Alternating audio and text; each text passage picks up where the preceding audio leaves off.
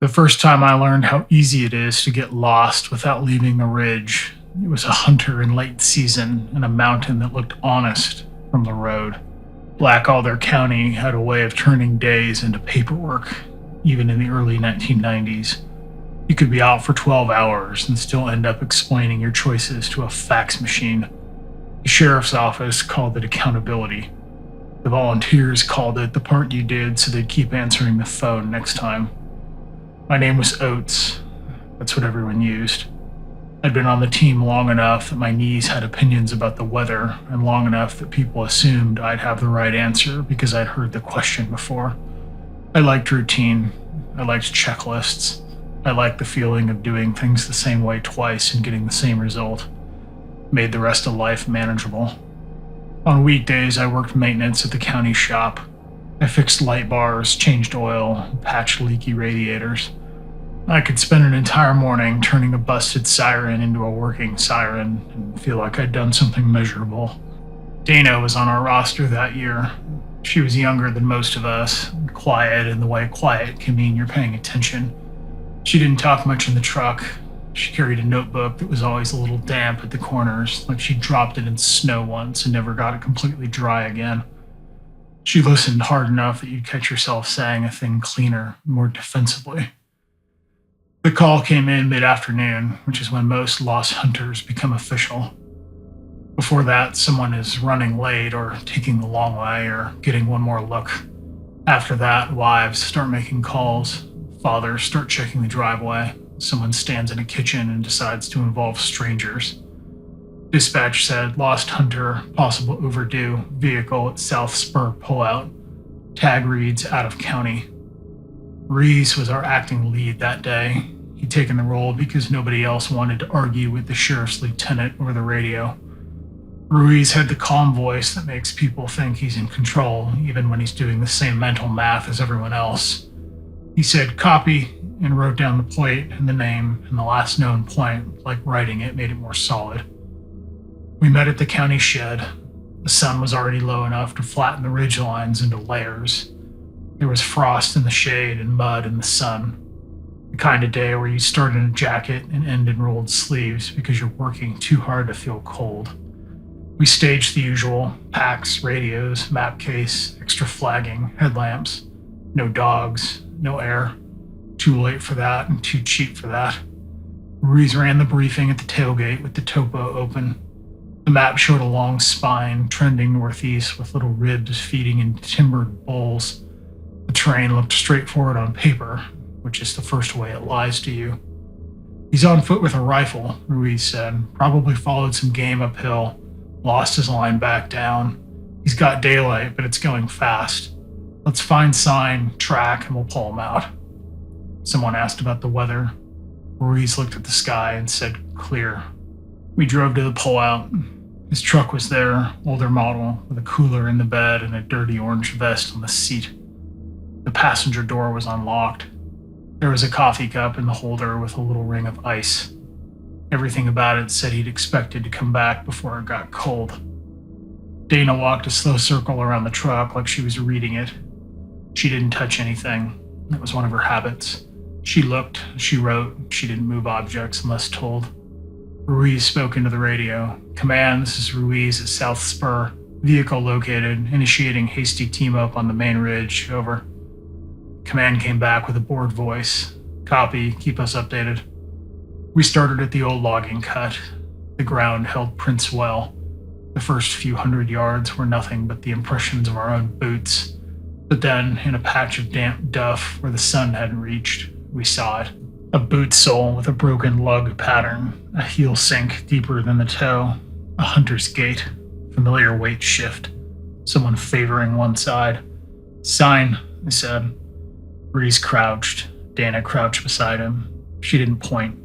She leaned in close, eyes moving from print to print like she was counting. Ruiz said, that's him.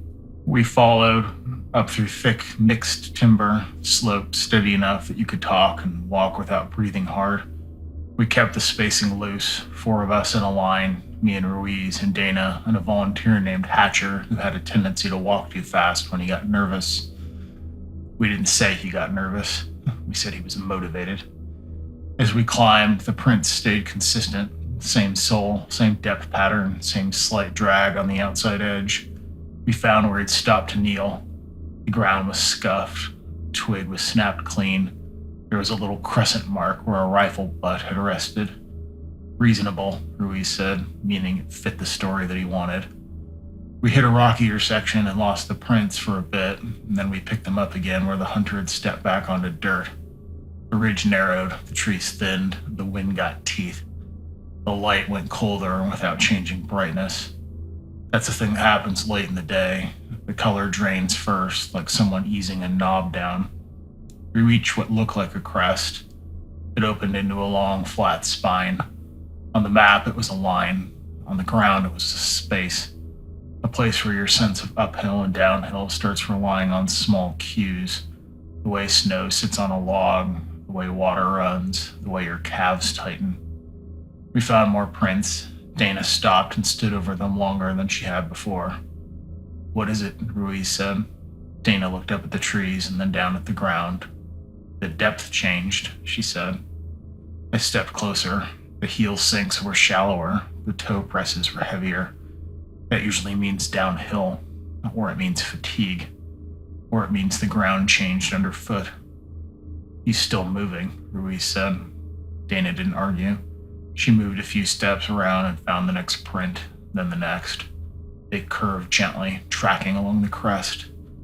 "He stayed high, like you said," Hatcher said. Ruiz nodded like this was confirmation instead of coincidence. "We'll stay on the ridge," he said. We moved alongside the ridge. The spine rolled but didn't climb. It felt like gaining elevation because the timber fell away on either side. You could see farther. The horizon showed more layers, and the wind hit you cleaner. The prints curved left, and then straight, then left again. It wasn't sharp. It wasn't a turn. It was a gradual bend, like following the edge of a plate. Dana walked, with her head down now, stepping beside prints without crushing them, which is a skill that looks fussy until you need it. She said, not loudly, "He's looping." Ruiz stopped. "No," he said. "He's following game." Dana pointed with the tip of her pencil, not touching the ground. "Same print over there. Look at that scuff. It's fresh on top of the older one. He's been here twice." I crouched and saw it, a little scrape of granite, thin and pale, with damp dirt still caught in it. Over it, a second scrape, slightly offset. Not dramatic. It was the kind of detail that doesn't make a story unless you already know what story you're in. Ruiz stood there looking both ways on the ridge. The ridge didn't offer anything obvious. No peak, no saddle, no landmark, nothing that said you were going anywhere. "Could be that he stopped and went back," Ruiz said. Dana said, "Then we'd see a reverse pattern. We don't." Hatcher shifted his pack. "So what? Is he walking in circles?" Nobody answered him because saying it out loud made it sound stupid, and this job punishes you for making things sound stupid. We kept going. The light dropped faster into the trees, and the wind cut. We hit a point where the ridge broadened, opened into a gentle rise that looked like a summit without being one. You could feel your feet telling you were climbing. You could feel the air telling you that you were higher, but the map line stayed nearly level. The prints went up onto that false rise and then came back down on the other side, still on the crest. Then they turned again and again, not tight, never tight, always that slow curve. Dana stopped in the middle of the curve and stared ahead, like she could see the shape of the ridge in her head instead of with her eyes. She pulled out her compass and took a bearing, then another. Her hands were steady. She didn't announce what she was doing. She wrote it in her notebook. Ruiz said, "Dana?" She looked up. "What are you seeing?" Dana looked at the ridge, then at Ruiz. "He thinks he's going uphill," she said. Ruiz made a sound like he didn't like that answer. "He is uphill," he said, gesturing, because we all made the climb, felt it in our legs. Dana pointed down the ridge. "It's curving," she said. "He's staying on the crest, and the crest keeps turning. He's not leaving it." Hatcher said, "So what, he's going around something?" Dana shook her head once. "Around nothing," she said. That was the first time in the day I got an uneasy feeling that wasn't tied to weather or injury or darkness. It wasn't fear, it was a smaller thing. A shift in how reliable the world felt. If you stood on a ridge and walked up and ended up back where you started without realizing it, what else could you do with full confidence and still be wrong? Ruiz keyed his radio. Command, this is Ruiz. We have sign on the ridge. Subject appears to be looping along the crest line, requesting guidance on containment. There was a pause, static. Then Command said, negative on additional resources. Maintain hasty search. Daylight window closing. Ruiz held the radio in his hand a moment after the transmission ended, like he was waiting for an afterthought, but one didn't come. He looked at the ridge and then back the way we'd come, as if the choice might be visible.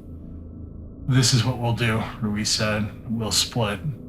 Dana's head came up fast. We don't have a hard time, she said. Ruiz said, we're not setting a perimeter in the dark. We can cover more ridge faster if we split. 2 teams. I'll take Hatcher and stay on sign. Oates, you take Dana, cut across the inside, and we'll see if we can intercept. Dana said, inside is steep timber. There's no trail. Ruiz said, you've got a compass. You've got each other. Swing east and meet us at the next high point. Dana glanced at me. She didn't say my name. Her face didn't change that much. She just waited, like she was giving me a chance to object. This is the part that looks clean on paper and wrong in memory. There was a moment there where I could have said, no, we stay together. I could have used my seniority voice, the one that makes rookies listen. I could have said, we don't split without an anchor. It would have been a reasonable thing to say. Instead, I looked at Ruiz and then looked at the ridge and then looked at the light dropping between the trees, and I did what I often do when a decision is on the table and the social cost of opposing it feels too high. I nodded. All right, I said. Dana didn't argue after that. She tightened her pack straps and checked her compass like that was her job now. We peeled off the ridge into the timber and it swallowed the sound. The slope down the inside was steeper than it looked from above. The ground was slick with old needles. Every step made a small slide. We moved slow. Dana took bearings. I watched for sign and for holes and for places where the slope changed without warning. In the trees, the ridge stopped feeling like a shape and started feeling like a direction. The compass needle did more work than my eyes. The light under the canopy was already dusk. We climbed back up in short bursts. The idea was to cut across the curve of the ridge, shorten the loop, intercept where Ruiz would continue following it. It was simple geometry. It was also easy to be off by a few degrees and end up in a different drainage. Terrain doesn't punish you immediately. It lets you proceed with confidence for a while, then shows you what your mistakes cost. At one point, we hit a bench, flat ground in the middle of a slope that made no sense. It was like a shelf carved out of the hillside. There were old stumps and moss and a faint line that might have been an abandoned skid road at one point. The map didn't show it. The map didn't show a lot. Dana slowed there and looked around. This is where he'd drop, she said, more to herself than me. I didn't answer because I understood what she meant. If you were tired and cold and you thought you were going uphill and you hit a flat spot, you'd take it, you'd follow it, you'd let it carry you sideways without noticing because sideways felt like relief. We moved on. The radio crackled once with Ruiz's voice, faint through timber. We're still on sign, he said. I keyed mine. Copy, we're moving to intercept. Dana's pencil scratched in her notebook as she walked. I didn't ask what she was writing because I didn't want to be the person who made it official. We climbed back out onto the ridge further ahead. The crest felt the same as before. Gentle rise, then gentle fall. The spine that should have led somewhere definitive but didn't. The wind hit us again, louder. The trees thinned. The light was almost gone. We found the hunter by accident, in the way that isn't coincidence so much as inevitability. A cough in the timber, a small metallic clink like a sling buckle. Dana froze. I lifted my hand, palm out, though she hadn't moved. Hunter, I called out, keeping my voice neutral. Anyone out there? Search and rescue. Call out if you can hear us. There was a pause and then a voice, close and wrong with cold. Here, he said. He was sitting against a log on the inside of the ridge, not far from where we'd stepped up. His orange vest was on, but dull in the low light. His rifle was across his lap, barrel down. His hands were bare and red. His face looked gray around the mouth in the way that makes you stop thinking in metaphors. I squatted in front of him. "Hey, what's your name?" I said. He gave it, and it matched the dispatch. "Are you injured?" I said. He shook his head once, slowly. "No," he said. I'm tired." Dana knelt to his side. "How long have you been up here?" she asked. "Since morning," he said. I kept going uphill." He said it like a fact, not like a complaint, like he'd been following a rule. Uphill equals out. "Did you leave the ridge?" Dana said. He looked past her, eyes tracking the crest. "No," he said. "I didn't want to get into the dark timber, so I stayed high." I glanced at Dana. She didn't look at me. She looked at the ridge, as if she could see its curve now with her bare eyes. We got a jacket on him. We gave him water in small sips. We checked his hands, his speech, his awareness. He was cold and worn down, but still in the world. Alive in the way that makes you grateful and irritated at the same time. Ruiz's voice came over the radio, sharper now. "Oates, status," he said. "We've got him," I said. "Subject located, alive, near the ridge, inside edge, preparing to extract." Ruiz exhaled. "Copy. Hold position, we're coming." When Ruiz and Hatcher arrived, it was dark enough that headlamps made cones instead of circles. Ruiz looked at the hunter and then at the ridge behind him, then at Dana. "He stayed on the crest," Dana said. Ruiz made a small motion with his hand like he wanted a different answer and didn't have time to argue. "All right," he said. "Let's pack him out." The extraction was slow. We moved like a single animal in the dark, 4 sets of feet, one headlamp beam at a time. The hunter walked under his own power, which made everything easier on paper. It didn't make it easy in real life. He stumbled once and caught himself on my sleeve. His grip was too strong for a man who said he was fine. At the pullout, we warmed him in the truck with the heater blasting.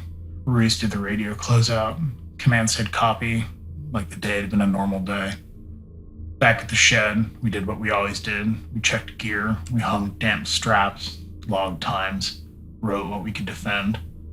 Dana sat at the folding table with the topo open and traced the ridgeline with her fingertip, slowly. She didn't say anything for a long time. Then she flipped to a different map sheet, one with a wider scale, and set it beside the first. I stood behind her and watched her follow the line. On the larger sheet, the ridge didn't run straight. It arced. It was subtle. It was the kind of curve you miss if you assume the world is a line. Dana tapped the curve with her pencil tip once, not marking the paper, and then she wrote something in her notebook and closed it. Ruiz filled out the incident report with block letters. Subject found, subject remain on ridge crest. He didn't write, subject walked in a circle on high ground until night.